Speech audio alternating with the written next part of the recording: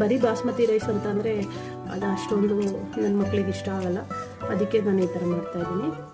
ನೀವು ಬೇಕಾದರೆ ಬರೀ ಬಾಸ್ಮತಿ ರೈಸಲ್ಲೇ ಮಾಡ್ಕೋಬೋದು, ಬಾಸ್ಮತಿ ರೈಸಲ್ಲೇ ಮಾಡ್ಬೋದು, ಬರೀ ಬಾಸ್ಮತಿ ರೈಸಲ್ಲಿ.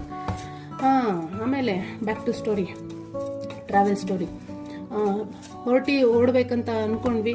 ಫೈನಲಿ ಆ ಡೇಟ್ ಬಂದೇ ಬಿಡ್ತು. ಯಾವ ಡೇಟು? ಏಪ್ರಿಲ್ 28. ಏಪ್ರಿಲ್ 26ಕ್ಕೆ ನನ್ನ ಮಕ್ಕಳಿಗೆ ರಜಾ ಸಿಕ್ತು, ಎಕ್ಸಾಮ್ಸ್ ಮುಗೀತು. ಆಮೇಲೆ ಏಪ್ರಿಲ್ 28ಕ್ಕೆ ನಾವು ಹೊರಟೇ ಬಿಟ್ವಿ.